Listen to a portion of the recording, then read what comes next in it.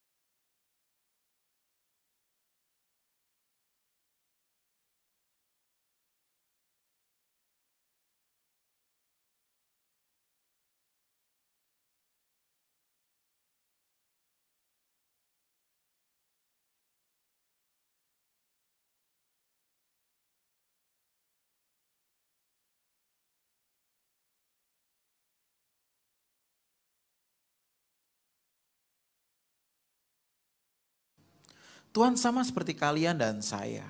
Ketika orang tuanya nggak komplit, tinggal nyokapnya doang, dia minder nggak? Oh enggak dong, kan dia Tuhan Yesus. No, saat itu dia masih manusia. Sama seperti kalian dan saya.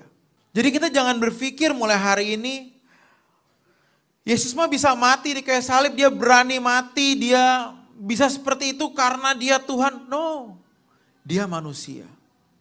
Sama seperti kalian dan saya. Dan Tuhan pun merasakan hal yang sama. Kenapa? Karena ia disamakan dengan manusia. Karena itu kalau kita semua diajar di sini untuk menjadi seperti Kristus, itu fair. Fair enough. Kenapa? Dia sama seperti kau dan saya. Kita sama seperti Tuhan Yesus. Waktu itu belum jadi Tuhan ya, masih jadi manusia ya. Kalau dia mengatakan itu ya, ini jelas kata-kata yang ngawur dan sesat. Karena kalau dikatakan Yesus belum jadi Tuhan, lalu pertanyaan kita sebelum jadi Tuhan, Yesus itu apa sebenarnya? Maksudnya dia yang pasti manusia, Pak, berarti. Ya, kalau demikian maka di situ masalahnya.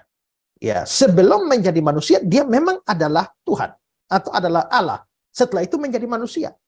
Nah, kalau sekarang dikatakan bahwa waktu itu belum jadi Tuhan, maka pertanyaannya adalah, Yesus ini adalah manusia yang jadi Tuhan atau Tuhan yang jadi manusia?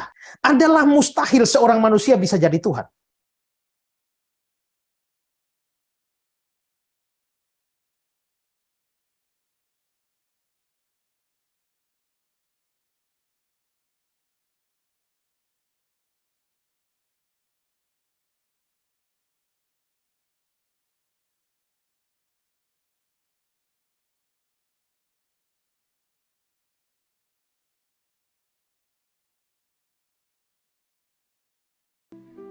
Banyak orang mengasumsikan bahwa Yesus penjelmaan secara mistik.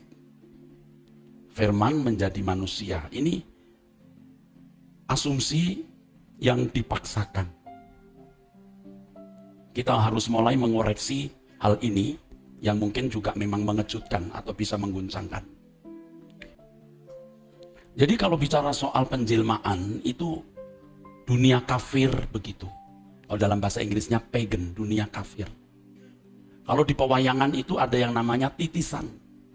Pernah dengar kata titisan?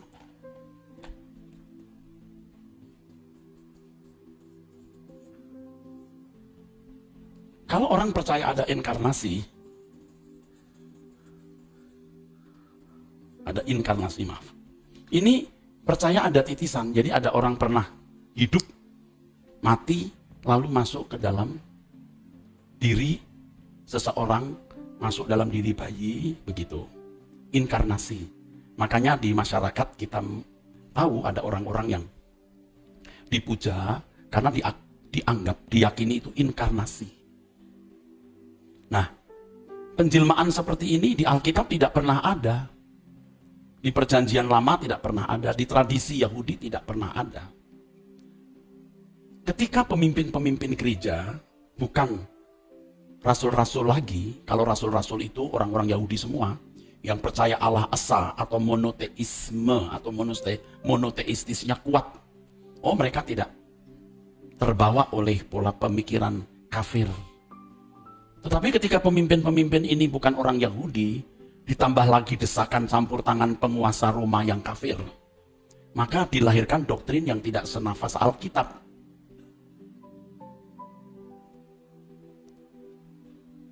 Hal ini terjadi pada konsili atau pertemuan pendeta-pendeta tahun 325 yang diprakarsai oleh Kaisar Konstantin yang waktu itu dia belum dibaptis.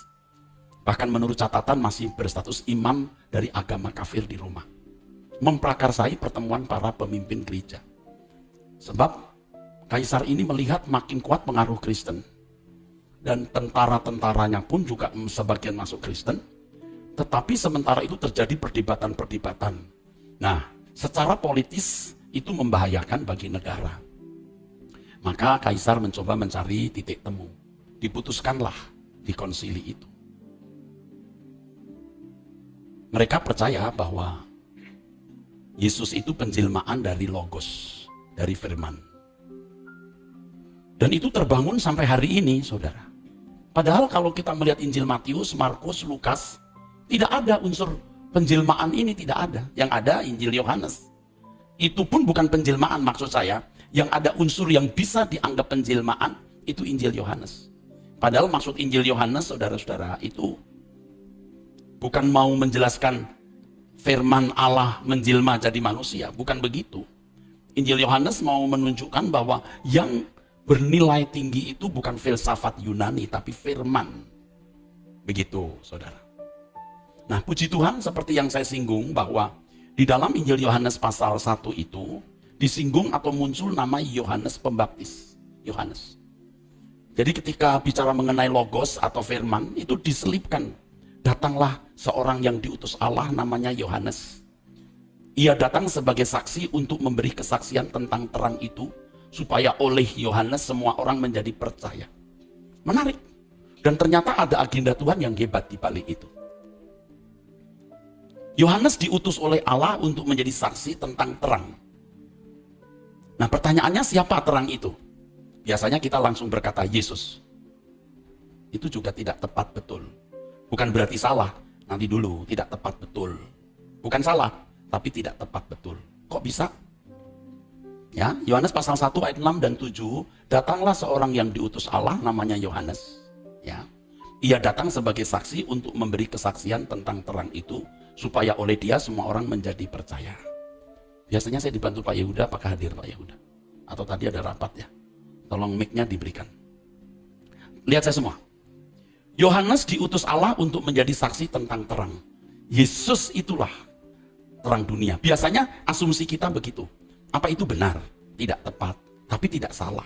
Maksudnya apa? Firman Tuhan, Mazmur 27 ayat 1. Tuhan adalah terangku dan keselamatanku.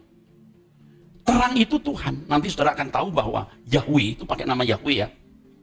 Pakai nama Yahweh. Yang menjadi terang itu Yahweh. Bukan pakai Elohim loh. Yahweh itu terang. Terang dan keselamatanku. Keselamatanku. Jadi di tengah-tengah penjelasan mengenai logos atau mengenai firman, dimunculkan Yohanes. Yohanes berkata, aku bukan terang itu, aku menyaksikan. Coba baca yuk, Yohanes 1 ayat 6-7. Yohanes pasal yang pertama ayat yang ke-6 dan ayat yang ke-7. Datanglah seorang yang diutus Allah, namanya Yohanes. Ya, Yohanes diutus oleh Allah ya. Terus? Ia datang sebagai saksi untuk memberi kesaksian tentang terang itu. Tentang terang itu. Terus? Supaya oleh dia semua orang menjadi percaya. Nah, saudara pasti kaget kan? Banyak orang Kristen terkejut. Kok terang itu bukan Yesus, Pak? Yahweh itu terang. Mazmur pasal 27 ayat 1, kalimatnya begini. Yahweh atau Adonai Ori Veyishi. Or itu terang. Veyisi dari Yasa. Tuhan, the Lord is my light and my salvation. Yang disaksikan Yohanes Pembaptis itu adalah terang. Dan terang itu dasarnya Yahweh sendiri. Yahweh sendiri yang sama dengan Logos. Nanti saya jelaskan ya di kemudian hari ya. Logos itu sebagai metonimnya. Maksudnya pengganti. Ya. Kalau saudara berkata, gembala senior, itu metonim saya. Beritahu saja ke gembala senior, bukan Pak Eras. GS. Nah ada kan orang suka sebut saya itu GS. Ini GS. Ini urusannya GS nih. Nah GS itu metonim saya. Kadang-kadang di masyarakat kan ada julukan-julukan yang negatif ya. Itu loh si cerewet. Nah, cerewet itu metonim. Kalau di rumah ada yang suka ribut, mana tuh si rese? Nggak ada. Nah, rese itu metonim. Logos itu metonim, saudara. Ya. Nah, saya ulangi ya, terang itu Yahweh.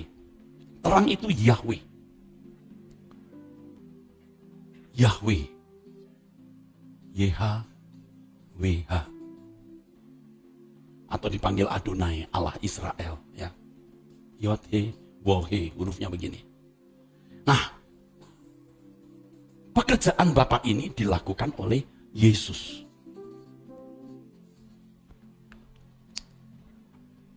Yahweh lah terang, Yahweh lah keselamatan, juru selamat, Yahweh gembala yang baik. Dan di dalam melaksanakan itu, Yesus yang melaksanakan.